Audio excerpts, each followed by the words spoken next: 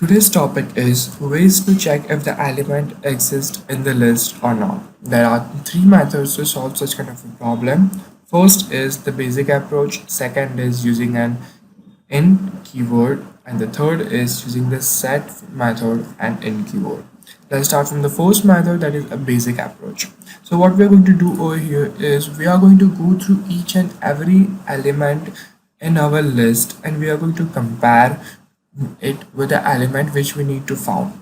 Here I have taken the list as 1, 3, 5, 7 and the 9, and I need to find the 7 element in our list. So I'm using a for loop for every element in the list with if that element is equals to 7, then print that element is present. If it isn't, that element is not present. As you can see it over here, the 7 is present, so it's going to print that element is present.